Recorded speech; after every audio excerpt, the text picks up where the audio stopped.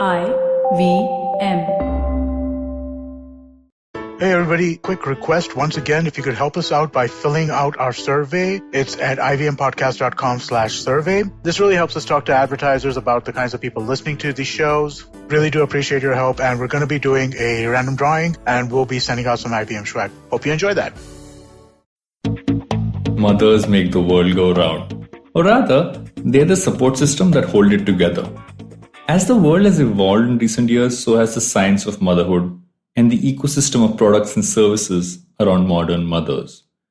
It's presented a unique case of a cohort of consumers, so focused yet so vast in their needs and use cases that in many ways, we might yet have scratched the surface in truly building an ecosystem strong enough to be an apt support system to mothers. One company that has its roots in this very need as a personal use case is Momsco. And it's this sheer focus on this category of consumers that has seen it scale and expand both in market share as well as product categories. And so when I got the chance to speak to the founder and CEO of Momsco, Malika Sadani, I came out of the discussion with a deep understanding of not just the modern mother and her consumer needs, but also on how to build a business with a level of clarity and scale it while keeping its core focus intact. I'm Varun, and this is Advertising is Dead. We're right back with Malika Sadani. What are some of the radical changes that are now shaping our workspace? With physical distancing and heightened safety protocols being the norm, will technology finally make its large-scale entry to the workspace? Will design as we know it change for the long term? Is it possible for the Indian commercial real estate space to adopt a 360-degree approach to sustainability? Join our hosts at the Future of Space podcast by RMZ as we deliberate with industry leaders, analysts, and bright young minds on the way forward for the workspace given the new COVID normal. Tune in to the IVM Podcasts app or wherever you stream your favorite podcasts.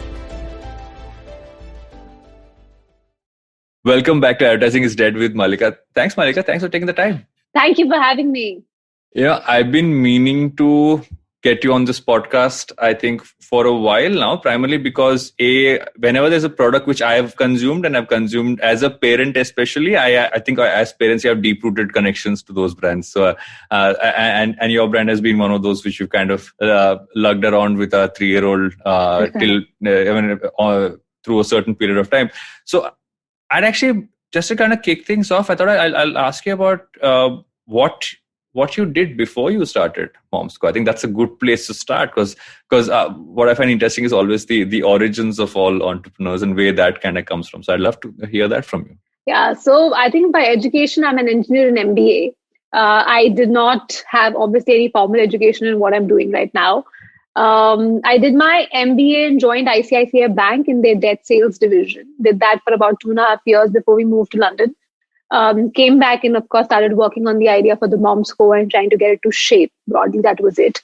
I think what's most interesting is I think my entire life has been very unexpectedly turned around, where it's very surprising. My dad was in the army, and I grew up always being very sure that what I wanted to do was an MBA. And science was nowhere in the cards, but 11th and 12th, I just wanted to take up science because just for the love for the subject. And it just so happened that my dad got posted in Kota.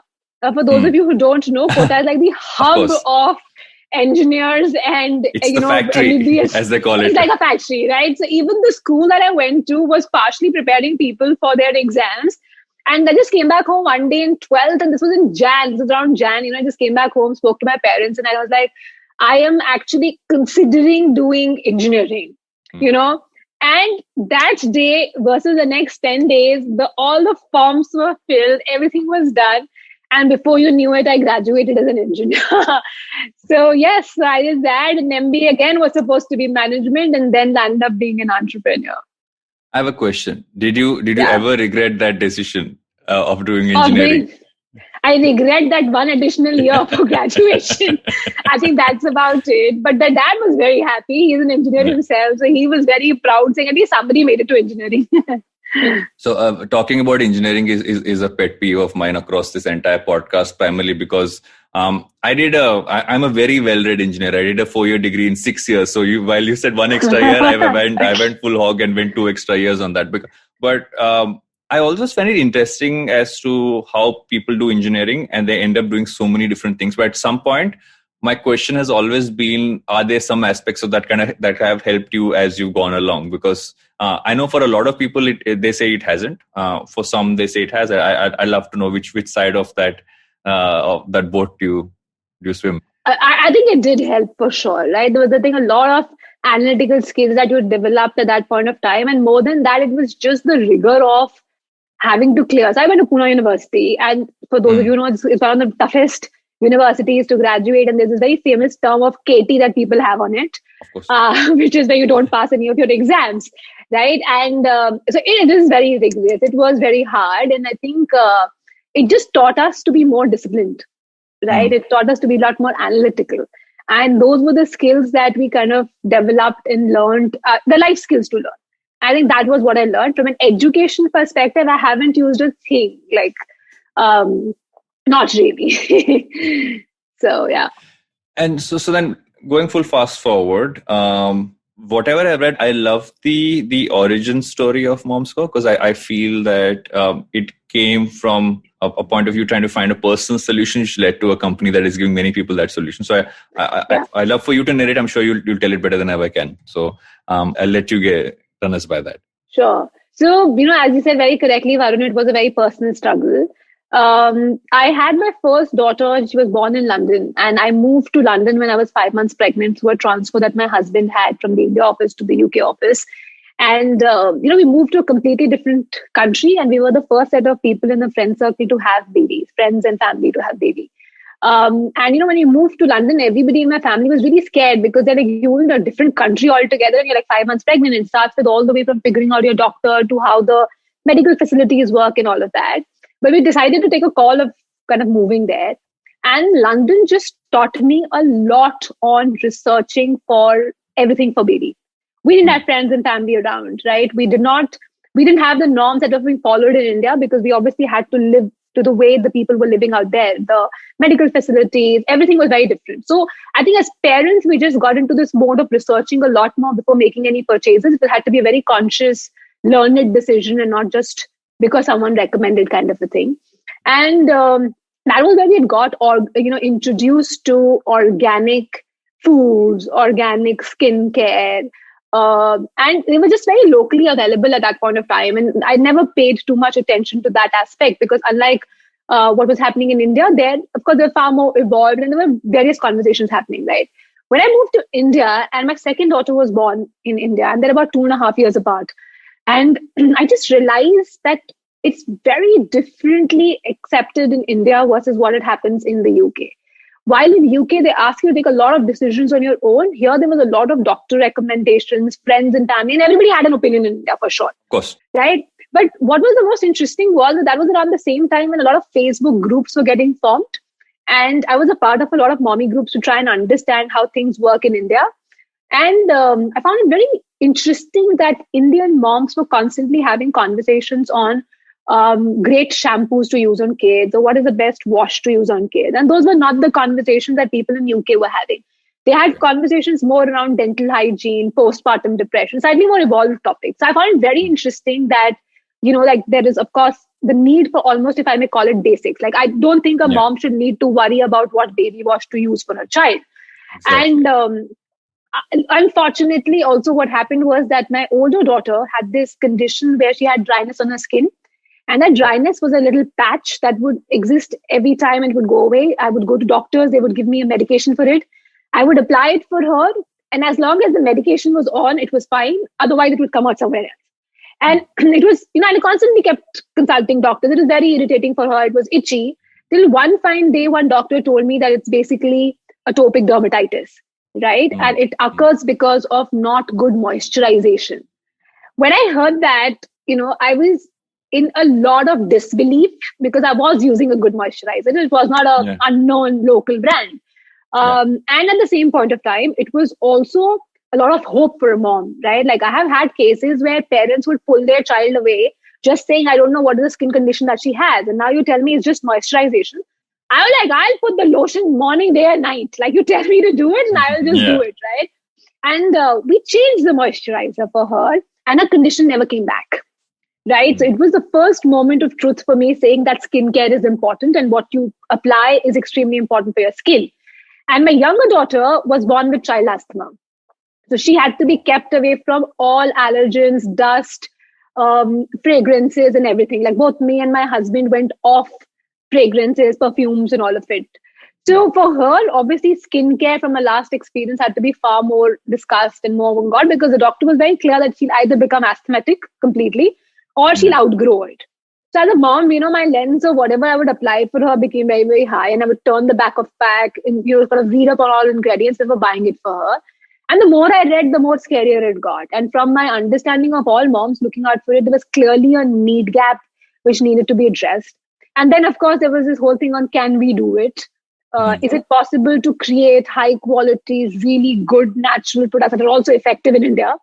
Who are the people I need to work with to kind of figure that out and all of it? And once that was done, the Mom's Co came into existence.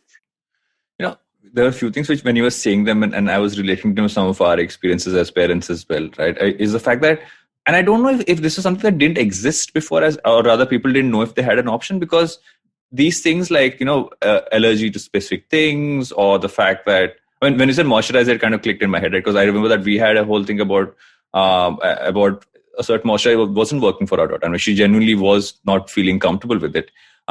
Is it just the consumers are a lot more aware now, or do you feel like there has to be some reason why we didn't look at more options before, or was it just an availability thing?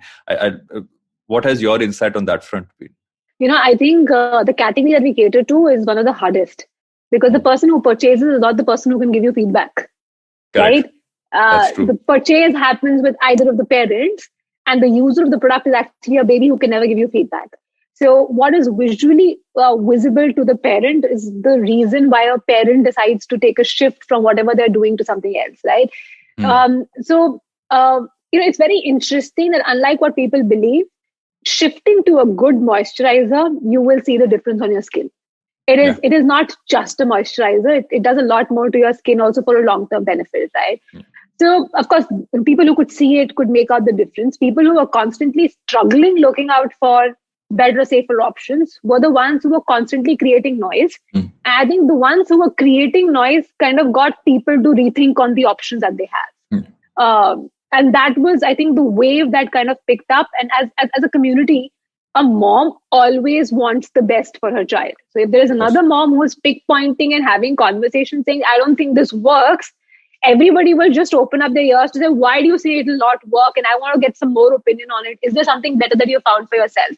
So I think there's a lot of curiosity. There's a lot of chatter in the segment. And at the same point of time, there is this desire to have the best for your child. All of it combined created, I think, the category. And of course, there was an entire wave where people wanted to move to natural. The segment did not have too many natural options available. So that was another reason for it to pick up. So, if you look at the time when you started Mom's Co to now, when you went from you as a consumer kicking something off, saying this is a need which I'm seeing now, what have you learned about the consumer in this category that you kind of maybe had assumptions or maybe thought was a different thing, but you actually realized that this is how this consumer thinks now? Any insights which you got over this period? So, I think I have been an obsessive mom. We always kind of say that in everyone's group, there's one mom who is basically going to do all the research for the child. Yeah. And then whatever she does is what everybody wants to ape, because they're like, if she's done it, I'm sure she's done her research completely. So let's just believe her. So I was one of those, honestly. I was obsessive. And I needed to know everything before making a choice. Those were the two things that constantly drove me. So for me, it was very interesting that I think most of the moms think alike. Most of their needs are the same. There are a few heightened emotions which are attached for a few people. And there is in certain cases, there's a more visible truth that you want as a moment of truth for you for certain products. So I think to give you a very specific example, we were doing the development of diaper rash. And this was the first 2.5 years back. And which is where I learned that just my feedback is not enough because, and that was, I think, almost the 15th product that we had gotten made. So by then, kind of my reactions and my observation on the product was more or less in tune with the customer's expectation for it. The diaper rash was where I think I missed out on the most important aspect that the mom was looking out for. Like, if you apply the diaper rash, there's a white layer that the diaper rash cream leaves on your skin. Mm-hmm. And for me as a consumer, that layer wasn't important. For me, what was the most important was the effectiveness of the product, and the product development happened like that. But from a consumer's perspective, the effectiveness of the product came because of that layer. So, we had to kind of redo it to kind of also create and give you the feeling that that layer is working.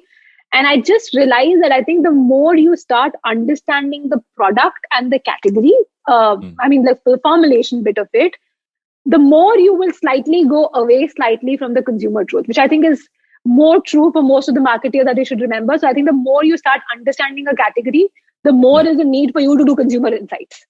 Yeah. Because you start developing such strong opinions of your own that you kind of end up detaching yourself from the real truth of what the consumer is looking at, because you're seeing everything from a product efficacy aspect and not generally the consumer insight aspect, right? So that was the biggest learning that I had, that I think you just have to kind of keep listening and conversing with your consumer because they keep changing. Also because, as parenting and at the mom's company, the moms are constantly coming and graduating out of it. So it's a constant recruitment cycle. And every decade, you would find the requests for moms change, right? And their needs change. And they change very dramatically. Now, they may not be from a skincare perspective, but from a lot that surrounds it perspective. So as a brand, what you stand, what are the cues that you're giving out to? It becomes extremely important. So I think you constantly need to be on that cycle where you're having conversations with moms. So how has this played into how you've evolved the product range, right? You obviously would have started with a smaller finite set. You've scaled it up to a wider range. How has that spread kind of happened? I mean, were there specific points? Okay, fair enough. We've got, I know there is no enough in this category because there are some, like when you mentioned diaper rash, I was thinking back about the fact that, so my daughter Leah, I remember when she had that, one of our friends had actually sent something across which she'd bought from New Zealand because her in-laws were there, right? And we were like, no, I'm sure there's something you get here. And we went looking out. So it's so relatable because I think these are very while they might seem like very specific use cases, that specific use case is something which you need to solve right then, because that baby is going to cry and going to feel pain for a while. So that's why I find interesting about how you kind of diversify this as an entire product range. In the product range, I always classify certain products as brand value generating products, right? At any given point of time, they may not be the biggest revenue drivers, but they are the products that kind of take your brand forward. So of course, diaper rash is one such example, right? Like if your child is crying in pain and your diaper rash works overnight, where the next day the child is not in pain, the mom's married to you for life. Lifesaver. Yeah, right. I think I have another similar product, which is the nipple butter, which is for breastfeeding moms. The amount of moms who can land up breastfeeding their child just because of the amount of ease that product brings into their life is insane, right? We've given the mom to continue breastfeeding.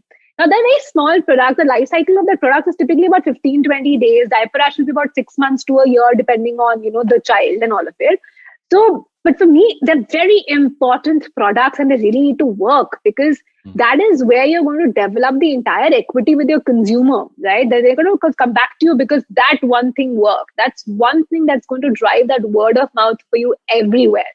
Like one mom will recommend another mom saying, you are giving birth to a better buy the Mom's Co's nipple butter, right? Like it may be a very small value product. It's not very expensive, But the point is just the fact that it added so much ease to her life, it becomes a conversation driver for most of the people.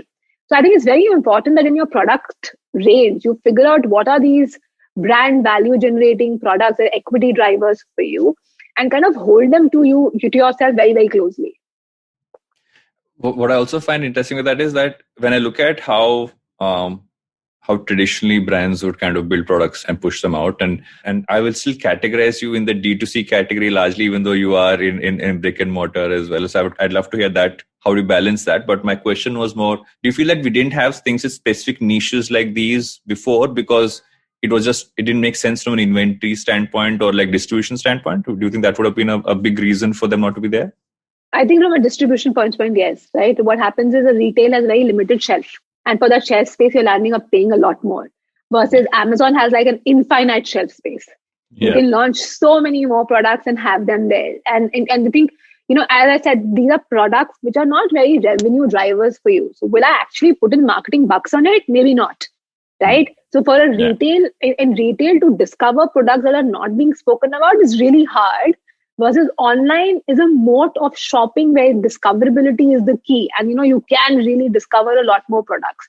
So I think to answer your question, yes, online does give you an opportunity to launch a lot more of these products where you're not expecting massive revenue to come from, but kind of have them as your equity drivers. Which also brings the question, right? How do you strike that balance between stuff which is a lot more wide ranging as products versus stuff that I'm going to use the word niche, more niche in that, or rather more specific is a better word in this category. How do you balance that out in terms of, okay, we need to have X number of products in this range to make sure we have a wider reach and, we can kind of do that. And these are specific use cases. So is there a process you guys follow to make sure that balance is there? Or is it more like, okay, this is a great product, let's build this out? And how does that entire part work? So, it's very interesting that most of our product cycle actually come from as inputs from consumers. So, digital also allows you a lot to have direct conversations with your consumers. And, like on our website and beyond right now, we are at a stage where we are having almost 6,000 chats with the customer on a daily basis. And that's a lot of customer insights to have. Your consumer basically, right? And Instagram allows you to have conversations. I have a property on Instagram, which is called Mondays with Malika, where I actually go and have conversations with anyone who wants to have a direct conversation with me. So it's basically a question format where we leave a sticker, story, and ask whatever you want. And I kind of answer all questions about it. It could be anything on product. It's largely product. And it could be anything that they are kind of facing a trouble with and they want an answer to. And at the end of it, I always sign off with saying, now there's a question from my side. Let us know on what products you want us to launch. You have no idea, Varun, how powerful that property is for us as a brand. There are people who write to you, and of course, who's written to you on what. Exactly from a product perspective, what is the key that's showing up, and what is it that the people are looking out for, and what are they expecting next for you to launch? Because it's a huge insight to get from consumers directly, and with few of them, they're giving us the most interesting product ideas, and with them, we can also have a one-on-one conversation on DM to understand a lot more of why you want us to create that as a product. After we've got all these insights, we kind of put them together to figure out for the certain set of things, there may be a huge market opportunity which is untapped. For a few of them, it may just be a concern that a mom's looking to solve and nobody else has solved it for her. Maybe because nobody has thought about it as a problem, or it could be just that it doesn't make business sense to do it, right? Mm-hmm. Which is where you kind of take a call on whether as a brand you want to really do it or not do it, and whether you want to make it big or not. But largely the bigger request and the bigger trend kind of just shows up from these conversations that you do with customers. I'll give you a live example. When we launched, we wanted to do pregnancy, and after pregnancy, we did baby. We had no plans of entering into the category for face. And it was very interesting that every time I would ask that question, people would come back to us with saying face cream, face cream, face cream, face cream for pigmentation, face cream for pigmentation. The entire range got developed from feedback from customers. So they said face cream it is. They narrated the problem that they have, it's pigmentation. They also narrated why is that a problem on a mom's life, right? So I don't have time to go through much. I've had hormonal changes. I have no time to spend on myself. So please give me a quick fix solution. So the marketing campaign that we did was Take a Minute, which was also from consumer feedback, right? I think that the whole beauty of this D2C world where you actually know your consumer is that the fact that if you're open to having conversations with them, there's a lot that you can learn from them. And from that, you kind of figure saying that, yes, this is a huge opportunity, because when we came through pigmentation, then we did a market research on it and figured it's a big category in itself. So, and as of today, it's one of the largest contributing products in our entire cycle, in our business cycle, right? But the fact that we decided to take it on was an initial insight, and then, of course, a lot more research on the insight that came out. What I also find interesting with these points, right, about almost the feedback loop with consumers that's kind of helped build products. What I also find interesting is that I've heard this term when I was running through a bunch of the interviews that are done, which is the science of motherhood. I've heard you use that term. how do you think motherhood has changed? Because I feel that a lot of these, and I think being mothers has changed. I can't speak for it. I've been an outside observer, helping as much as I can through the entire process. That's how I put it.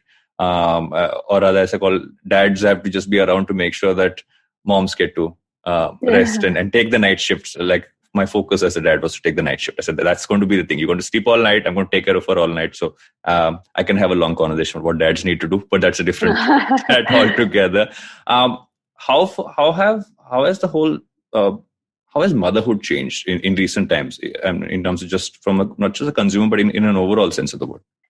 I think the primary insight and the feeling for the motherhood remains the same, which is broadly around the fact of wanting the best for your child and not wanting to compromise. So even if you see the tagline that the Momsco has is love without compromise. Yeah. But I think what's changed over the last 3 to 4 years is that I have seen the moms becoming a lot more confident. They have started seeing mommyhood a lot more differently than what it was viewed initially, right? So I remember when I was having my child like 10 years back, the whole conversation was, are you going to return back to work? You really don't need the money. I don't think you're coming back.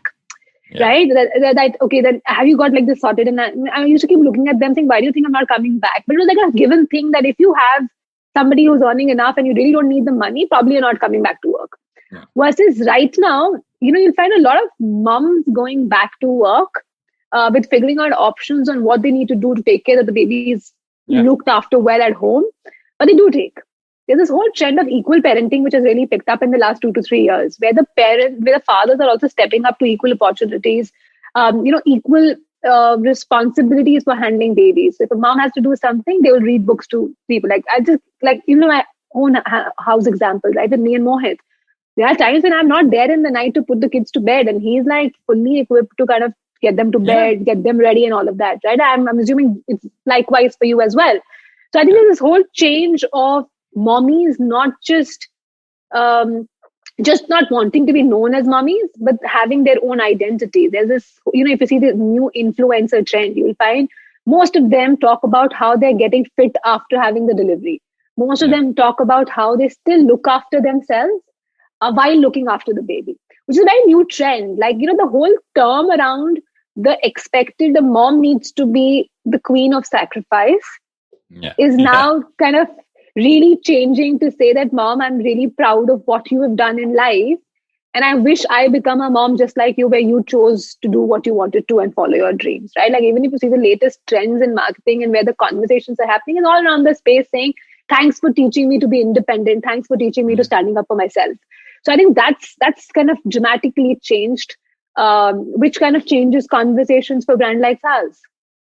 I liked what you said about that it's not sacrifice anymore, right? Yeah. It's a partnership being parents. It's not, in an ideal scenario, it would not be a singles match. It's a doubles match is how I'd like to put it.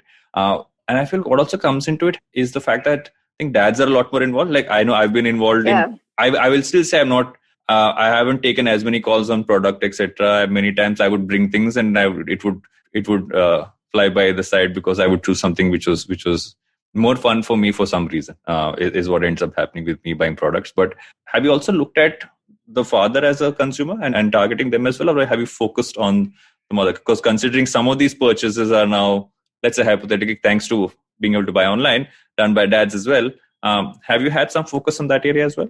For a father, I think, as I said before, right, it has always been about equal parenting is a new trend that we are seeing where they're also taking decisions. Where we speak to fathers, we speak to them very differently on, I honestly believe that once you become like a first-time mom is not aware of a lot of things, the first-time dad is also not aware of a lot of things, right? There is nothing for dads. I mean, there is no resource. I'll be honest. I tried to find online resources to learn something. The only thing I could find was something which told me that you should just need to make sure that that your wife gets enough rest. I'm like, that is not a resource for dads. I mean, we not like, But that's I completely understand your pain. I'm feeling, but then so what we do is we try and have conversations with dads, and the conversation with dads are all around how is it that you can help make the mom's life slightly more comfortable. Like there are of course physical challenges that a dad can't come up. Like you can't take on feeding for the baby, right? That's acceptable and that's known. But what is it that you can do to kind of ease feeding for the mom, right? So we do a lot of content generation in that space on how fathers can help moms in this journey and what is it that they can do. So, we're also doing New Year's.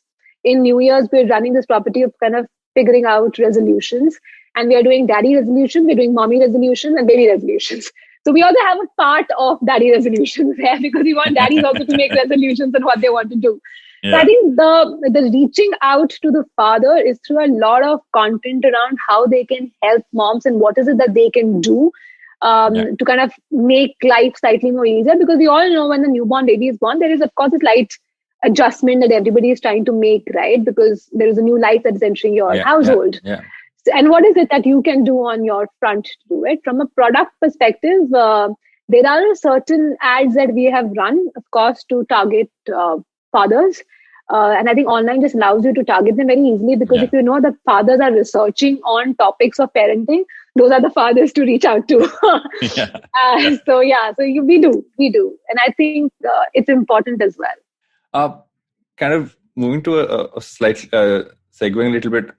How has your journey as an entrepreneur been? If you have to look at this entire piece, I mean, what have you learned? What are the things that you wish you had kind of known when you kicked it off, and so on and so forth? I wish I knew entrepreneurship is not fancy. It's not at all. It is. I call it being a janitor. It is just not fancy, I have a lot of people who reach out to me and say, oh, you're a founder and you're a CEO of the organization. What do? You move from one meeting to the other. I'm like, no, I do a lot of work. And, I actually do a lot of work. So, but I think the jokes part, I think what it has taught me a lot is that it has taught me how to manage my time. I have just learned to have another level of respect for time in my life, because I think if you're just not organized in time management, your life can get extremely crazy because I've got work. I've also got a family. I've got kids at home who I also have to be taken care of, right? Yeah. So I think it's just that. And the second thing it's taught me is to constantly ask for help and surround myself with really smart people, because people, I think, are the best investment as an entrepreneur that you can make for your organization. Like, get smart people to do the jobs and you will just start seeing that the work just happens a lot more faster. I think the one thing that I always had as a little child was I have a very strong quality of being very resilient. And that's really paid off. Like, I'll just sort of run you back on some little conversation that I used to have, right? So as I said, I had no background in the subject. And I just showed up on the manufacturer's end saying, I want to manufacture these products and these are the specs. And because of the nature of, the customer that we have, we obviously had to go in with slightly more advanced manufacturers who had the processes in place and everything in place. And just imagine how there's this woman who walks into the room saying, this is what I want to do. This is the brand that I want to create. And these are the specs. Please go create. How much of an importance do you think I must have got from those people? It was insane by the number of rejects that I got from people saying, I don't want to make it for you. Like, everybody thinks they can become entrepreneurs these days and pick up companies. Everybody, like, I was literally asked to leave the premises of a lot of factory, right? But I just kept going back. Because it was just like, obviously you wouldn't, for them, because they were slightly bigger manufacturers, they were like, you wouldn't have an MOQ which would service me. Plus, you're coming from no background. I don't know what your background is. You don't know the line. Will you actually be able to make it big or even substantial for me to invest time and effort? Is it worth my time and effort is really the... Yeah, is it worth my time and effort, right? Like, I'll get a lot more people at your same this thing. Why should I put in so much time and effort? And I would just keep going back to them again and again and again. And I think one fine day, one of these guys was a really mad scientist. Just because you just refuse to come into my office, I will allow you in and I will hear you out. And he just got interested and he made it for me. And once he made it, luckily, touch wood, of course, things turned out well.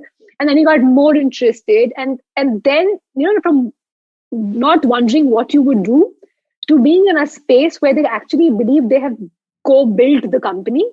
It's a very powerful place to be in, right? So their interest, their involvement with the brand is far larger than any of those bigger guys whom they work on with, right? Because for them, this has been a baby that they've seen grow themselves.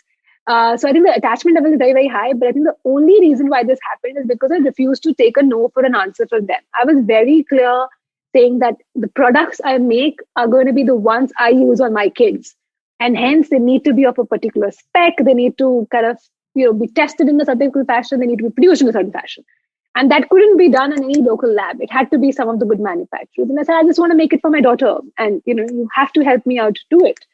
And then that's how they ended up making it. In fact, a lot of product development when we did, in a few cases, I went back saying these are not I don't think we've discussed this in the podcast, but all our range of products are natural and certified toxin-free by an Australian firm called Safe Cosmetics Australia.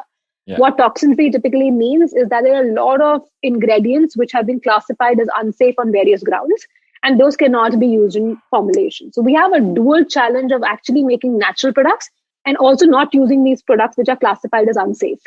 So when I was doing it in a lot of ingredients, I would go back saying they don't pass the bar, and he would be like, what are you trying to do? Like, everyone uses this. You can't come back and tell me you don't want to use it.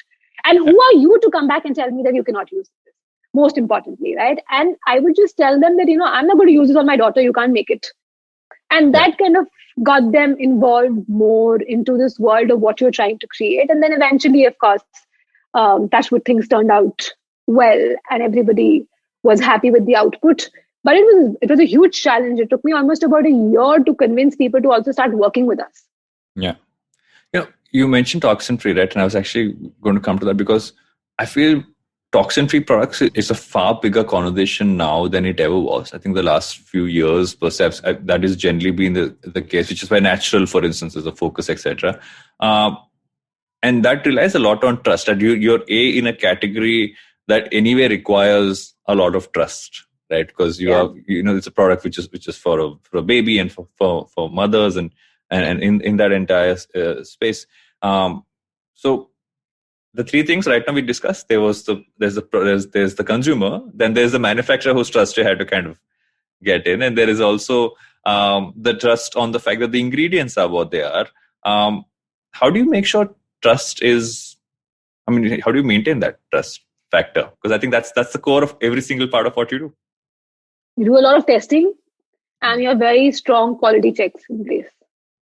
I think every part of production to every part of formulation is very closely controlled by the organization.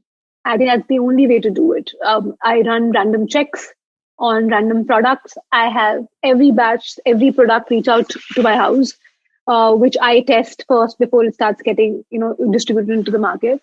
It's just very, very strong QC measure that you need to take because the amount of effort that you have to do to combat one negative review or one allergic reaction that a parent might kind of come back to you saying that my child had is far larger than just what a positive feedback can have as an impact, right? So you have to be very careful of what you are, because also from the category that we're operating in, we're trying to service one of the most sensitive skin types. Yeah. And if you try and do that, then there has to be some level of trust that you're building with the consumer, and to live up to that and to grow with it over the next couple of years. I think it's very important for you to set those quality checks at place before you launch or kind of have a batch out in the market. If you had to kind of look at the areas you're focusing on for the future, right? As businesses like yours kind of scale up, there are newer categories, there are new aspects you kind of build into the business. So what areas are you kind of bullish on? And while I won't get into, I'll also want to understand from you how this year's gone, because this has been a social experiment for the entire world. But I'd love to know where you're kind of focusing on. I like how you describe it as social experiment. It's actually quite sharp. It is. So, as a brand, we are the mom's company and we cater to the needs that the moms have. So I think anything that a mom needs, which is not getting addressed anywhere else, or she has a concern with, is what we're going to solve for. Like, nobody has seen moms as a customer, right? There's always been female and male and kids and all of it. And we directly speak to the moms. Anything that she has a concern with is what we address. So I think both from a product and also from a content perspective, both is what we would like to focus on and kind of be an expert in the space of mom and baby. Just add in more pieces into that, and anything which is within that is kind of your playground then, is how it put it. Yeah. Like a very sharp focus on the consumer. Which then brings me to the other side, is that how has the make of your team changed since you started, right? I mean, what are the things that you kind of seen, what are the kind of people you've seen added in who you felt initially thought, okay, I don't necessarily need to bring a person from this specialization in, but I had to bring them in. Plus also where you're kind of looking ahead. What have those pieces been like? It's a very interesting question. As an entrepreneur, you're always running this very fine balance and this constant fight of who should I hire. You want to hire the best, but the best comes at a cost, and you might not at any given point of time be able to afford the cost for which you need the person to have, right? So I think there's this constant debate that you have on your head where you're trying to figure out who's the best person to hire.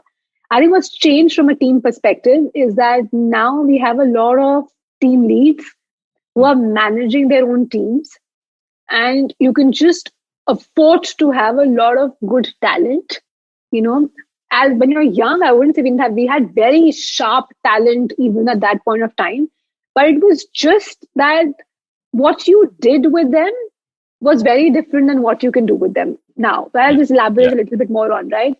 We never in the company had training as a module which people could take on. So learning and development was not something that the team structure could have at that point of time. I didn't have an HR initially, right? So you were the HR. It's surprising how we all end up not having HR in the beginning. Well, that's the primary resource. You should have it.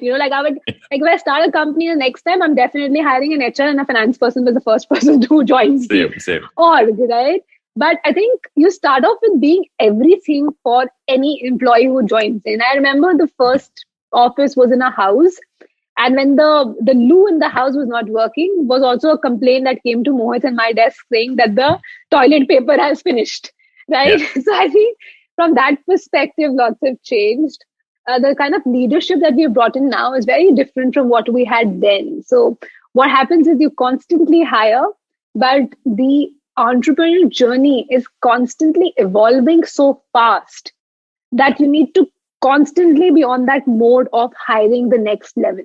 And it's very strange that if you're very late in hiring for it, then the people who are below start kind of, becoming a little bit less competent in what their role was, because the demand on them dramatically increases in about 6 months' time.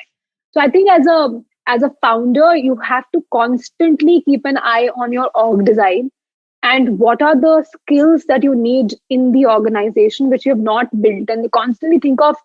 And it's not like next year, what would I need? It's like next 3 months, what would I need? So you plan on a 3 monthly basis and not on an annual basis. And that's what's changed a lot. And as I say, people is the best investment you can make. The amount of difference that they can come and bring to the organization is just so big. And it's an aspect that nobody should as founders, you should never lose eye on. A large part of the audience of this podcast is young, right? People kind of starting off their careers, people looking to start something off. And there's another category of people who are, let's say, midway through their careers, trying to figure out where things are kind of going.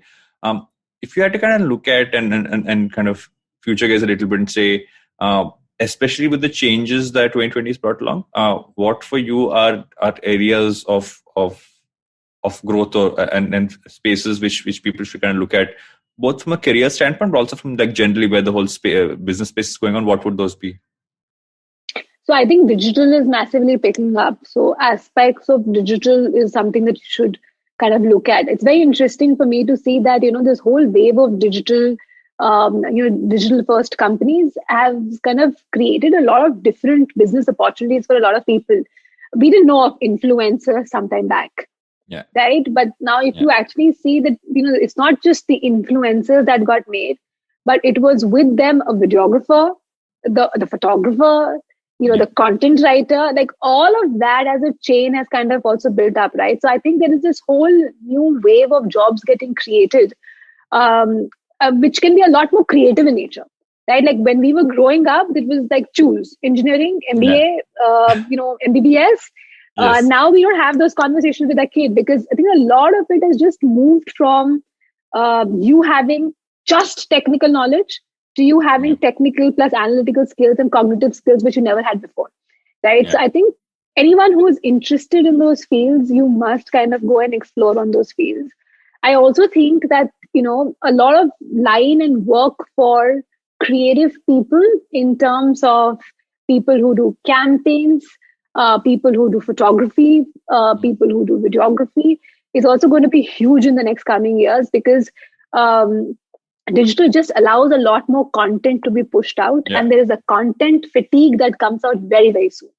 So unlike something that ran as an ad for ages, is not going to be running as an ad. Like, I have a 3-month cycle. If I don't refresh my ads in 3 months, it doesn't work. Right? So I think a lot of creative aspect jobs will also get created, and those are the hardest people to find. Right? They're so hard to find. It's unbelievable. I couldn't right? agree more. Yeah, of course, you run an organization for what we all work with, but then it's just that, right? So I think there's this whole new set of jobs getting created where people don't need to do something as streamlined as what we all did when we were, 20 years back, 50 years back, and everybody should look at those as careers.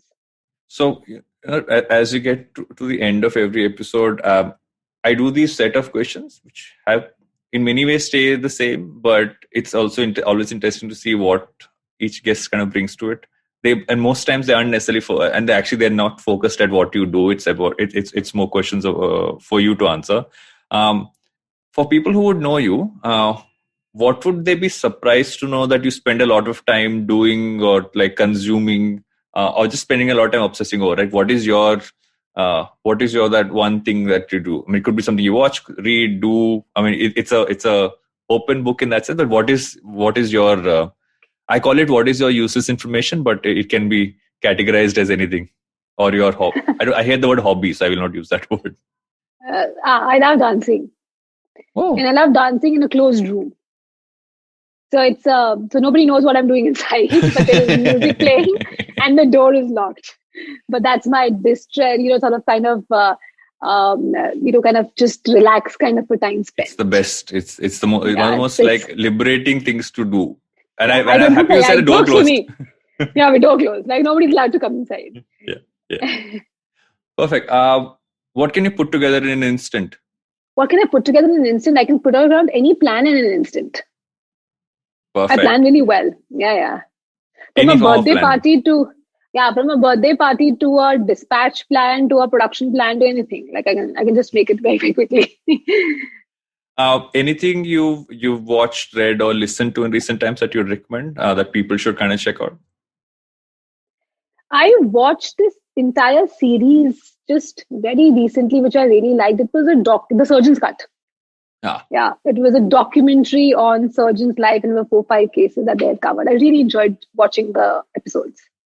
I've been meaning to watch it. I have a family filled with surgeons, including my dad. So that's definitely been on my to-watch list. Yeah, it's a documentary, but really well made, like a really well made one. Also, considering I was the person who was in my dad's operating theater as a kid, where he used to test me, he would send me there to kind of watch to see if I'll want to become a doctor. Till he heard a third one day, and it was me passed out behind him because I couldn't deal with the blood. So I think now I can watch it. Hopefully. Yeah. It's quite nice. My question the last question I always ask is, why will advertising not die? But I've evolved that in recent times basis the guest I have. So why do you think that catering to specific niches will not die? Because I think you're dealing to a very specific. I don't think the word niche means it's small. I feel that we sometimes don't look at niches themselves as being massive. But I'd love to hear what your take on that is. I think the new environment just allows a lot of people to cater to these specific set of people who have niche requirements, if we just put it like that, right? And because it's available and you can do it, this whole set of people who were always ignored can now be addressed to.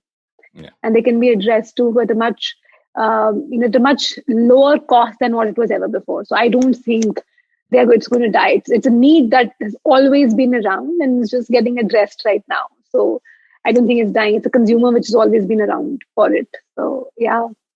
Thank you so much for doing this. This has been great. I mean, I have a ton of insights from this, which I'm noting on my head. I'll make sure I note them down after this. But thanks for taking the time to do this. Thank you for having me. I had a lot of fun having a conversation with you. I hope you enjoyed that show. If you aren't following us on social media, please do. We're IVM Podcast on Twitter, Facebook, and Instagram.